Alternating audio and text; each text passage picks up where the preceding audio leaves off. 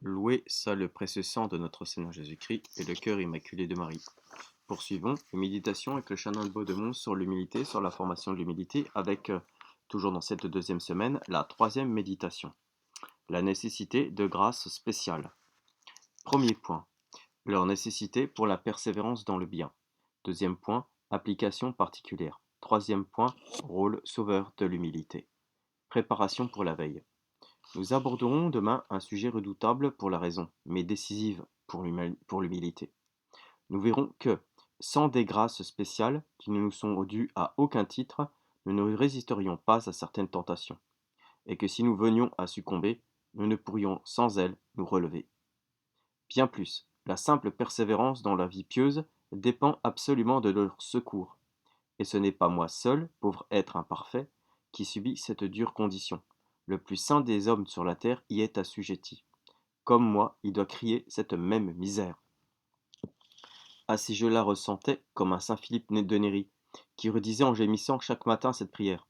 Ô mon Dieu, ne vous fiez pas à moi, retenez-moi et gardez-moi, car sans vous, il n'est pas de faute que je ne sois capable de commettre avant ce soir. Or, cette crainte, même chez lui, était absolument fondée. Un acte d'orgueil, par exemple, le dessaisissant des grâces spéciales, l'aurait peut-être laissé défaillir.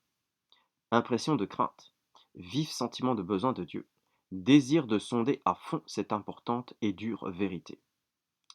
Méditation, prélude, demander la grâce de ressentir des profondes impressions de crainte, qui jettent aux pieds de Dieu, brisés et soumis. Premier point, nécessité de grâce spéciale pour la persévérance dans le bien. L'homme est assuré de recevoir toutes les grâces dont il a besoin, mais il ne l'est pas d'y correspondre. Il y faut un secours spécial, et qui n'est rigoureusement dû à personne. Ce secours consiste dans l'intensité ou l'opportunité de la grâce elle-même, condition lamentable introduite par notre déchéance originelle. Écoutons le Concile de Trente. L'homme, en état de grâce, ne peut persévérer en cet état sans un secours spécial de Dieu. Concile de Trente, session 6, canon 12. Pesons bien chaque mot. Il s'agit de l'homme en état de grâce, c'est-à-dire de l'homme possédant la vie surnaturelle, de l'homme ayant droit aux grâces ordinaires. Ne semble-t-il pas qu'il ait tout ce qu'il lui faut pour atteindre le but? Il ne l'a pas vu sa fragilité. Il s'agit de tout homme, fût-il un saint. Quoi? Un saint n'aurait pas, au du moins, un droit rigoureux à ses grâces? Nullement. Il s'agit non pas de se perfectionner, de s'élever dans cet état, mais simplement d'y persévérer. Ne puis-je donc rester sur ce que je suis, et garder ce que j'ai, si je le veux de toutes mes forces? Non, car sans un secours spécial, cette volonté pourrait nous manquer. Il s'agit d'une véritable impossibilité de fait. Le Saint Concile ne dit pas difficulté, grande difficulté, il dit impossibilité, non posse. Application. Méditons ces conclusions théologiques. Pour persévérer durant un temps assez considérable, il faut une grâce spéciale. Pour persévérer en face de grands dangers, il faut une grâce du même genre. La brièveté de la vie est souvent un don spécial. Le choix favorable du moment de notre mort l'est toujours. Ô Dieu, j'ai peut-être devant moi des années d'existence. Je me perdrai si je n'obtiens pas votre grâce spéciale. Ô Dieu, ne surviendrait-il pas, à un moment imprévu, quelque grave danger? Si j'y succomberais, si je n'ai pas alors votre grâce spéciale, ô Dieu, je veux être infidèle dans l'âge mûr, dans la vieillesse à mon dernier jour, je puis pécher gravement, et si une grâce spéciale, être surpris par la mort, et sans une grâce spéciale, être surpris par la mort. Si tombant dans le péché mortel, je perds la vie de l'âme, je n'ai rien en moi qui me constitue capable de la reprendre. Je ne puis rien faire qui mérite absolument que Dieu me la rende. Je ne serais même y disposé complètement et prier assez pour l'obtenir, sans une grâce spéciale. Sentir vivement ce que c'est que d'être ainsi à la merci de Dieu, nous tenir devant lui prosternés dans l'attitude de la dépendance absolue, redouter comme une insigne audace l'attitude de l'orgueil. Troisième point, le rôle sauveur de l'humilité. L'esprit agité, le cœur abattu, je jette de tous côtés des regards anxieux. Ma condition m'apparaît désolante, c'est le péché qui me l'a faite. Je ne puis compter sur moi, je ne puis rien exiger de la justice divine. Suis-je donc en face d'un problème insoluble? Non, car la miséricorde le résout. Elle se penche vers mon indignité et la considère avec tendresse, comme une mère. Elle fait entendre à mon abattement les promesses les plus inespérées. Pardon, secours, grâce, amour même. Tout est mis à ma portée. Or, les engagements qu'elle prend sont sacrés. Ils vont constituer tout un ordre de miséricorde, aussi formel que le serait l'ordre de la justice. C'est ici qu'il faut redoubler d'attention. Si le régime de la justice a ses lois, celui de la miséricorde a les siennes, et ces lois résultent de leurs conditions mêmes. Sous le règne de la justice, la condition, c'est le droit. Sous le règne de la miséricorde, la condition, c'est l'humilité. Si je me fais humble, si je me tiens en tout comme impuissant par moi-même, si je me garde de mépriser les autres, et si je prie, j'accomplis ma loi. Et Dieu, en tenant ses engagements, accomplit la sienne. Malgré ma misère, il m'aime, il me protège, il me donne sa grâce. Ce que je ne saurais exiger de sa justice, je le reçois infailliblement de sa miséricorde. Miséricorde et humilité sont des termes corrélatifs. La misère est un abaissement, comme l'humilité. Mais la misère résulte de notre condition, l'humilité de notre vouloir. La miséricorde aime la seule misère qui s'humilie, et elle la sauve. Je comprends maintenant pourquoi les saints attribuent à l'humilité le don de la persévérance.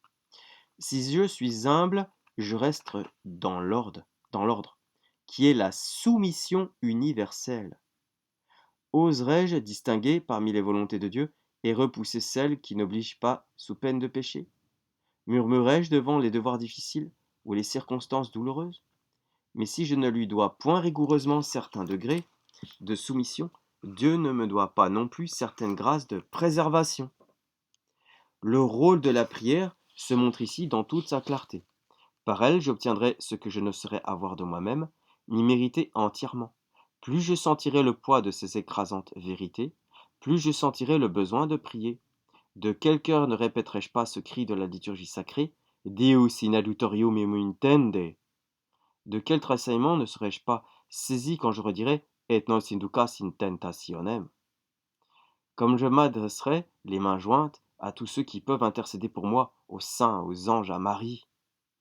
Quel accent de foi ne mettrai-je pas dans cette formule toute puissante? Nous vous le demandons par Jésus-Christ, notre Seigneur. La grâce que j'implore à cette heure, grâce des grâces, c'est celle de devenir humble.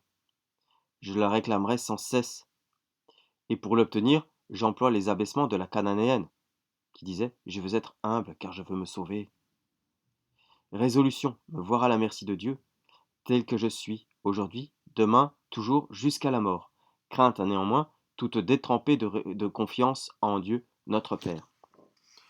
Petite réflexion et constat par rapport à notre situation actuelle où nous sommes sans sacrement. Notez que dans cette méditation, chers auditeurs auditrices, chers catholiques, il n'est pas question de sacrement qui sauve. Le sacrement est un moyen, on est bien d'accord, très saint en soi, mais vu qu'il n'y en a plus, eh bien, le principe premier, c'est l'humilité, c'est la vertu d'humilité. Et d'ailleurs, quand on va, enfin non, normalement à la confession, si on fait comme le fils prodigue finalement, on s'introspecte, on rentre en soi-même, on commence par rentrer en soi-même avant d'aller se confesser. On ne va pas se confesser des choses qu'on ne connaît pas, qu'on a à confesser. Donc on est obligé d'avant de rentrer en soi-même.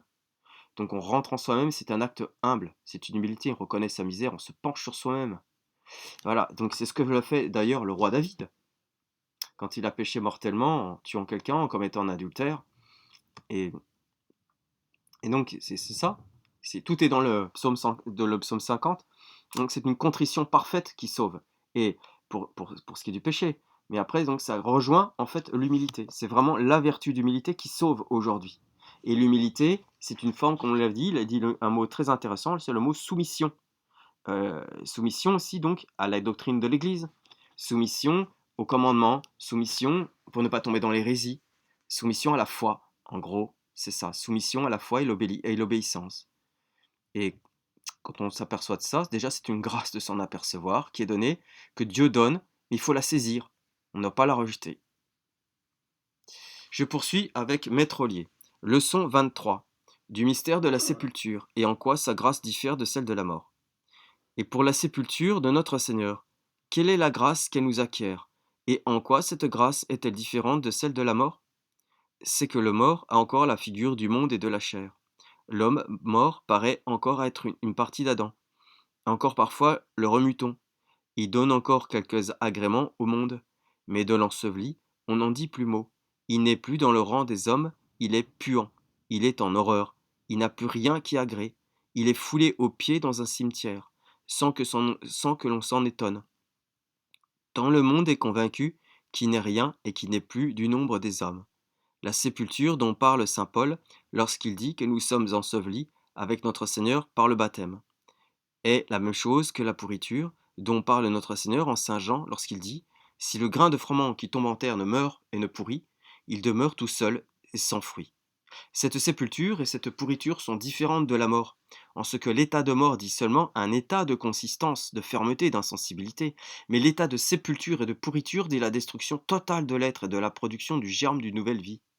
Le grain pourri est le tombeau d'où ressuscite la nouvelle créature, et le corps d'un chrétien, déjà condamné à la pourriture dans Adam, voit renaître de sa pourriture le germe d'une vie divine, que le Saint-Esprit y produit, avec tous les effets et tous les mouvements de la sainteté qui l'accompagnent. Ce mystère est fondé sur celui de la sépulture de notre Seigneur, puisque ce divin Sauveur a vu renaître sa vie du milieu du tombeau où la mort avait mis cet état admirable grain de froment des élus. Leçon 24. Du mystère de la résurrection et de la grâce qu'il opère en nous. Qu'est-ce qui nous donne le saint mystère de la résurrection de notre Seigneur? Quelle grâce opère-t-il en nous? C'est une grâce d'éloignement de tout le siècle, de détachement de la vie présente, qui fait que l'on soupire pour la vie future et qu'on aspire continuellement au ciel, à l'exemple de notre Seigneur qui, après sa résurrection, ne pouvait même vivre avec ses disciples ni souffrir leur incrédulité et la dureté de leur cœur, tant il vivait dans l'impatience et dans le désir d'être avec son Père, comme il le témoignait déjà durant sa vie, par ses paroles, glorifie-moi mon Père, etc. En Saint Jean 12, 1. Mais il ne faudrait point vivre sur la terre pour être en cet état? Non, car notre Seigneur, après sa résurrection, paraît encore avec ses disciples. Il converse avec eux, mais plus rarement. Il mange avec eux, mais c'est avec éloignement et dégoût. Cet état permet-il encore quelque attache aux créatures? Non. On le voit en ce qui se passe entre notre Seigneur et Sainte Madeleine. Il ne lui permet plus l'approche de sa personne, il ne souffre plus ses saintes familiarités. Il l'éloigne parce que l'état de sainteté dans lequel entre l'âme ressuscitée porte avec soi l'éloignement de toute créature visible. Soyez sainte, ô Madeleine, car je suis saint, cessez d'être attaché aux choses profanes du monde. Car étant saint comme je suis, je ne saurais m'en approcher, ni par conséquent de vous, si vous y avez encore quelque attache, quoique l'état de résurrection porte avec soi la retraite des créatures, l'union et l'application à Dieu. Il n'est pas toutefois si parfait que celui de l'ascension. Gloria in altissimis Deo, et in terra pax hominibus bone voluntatis.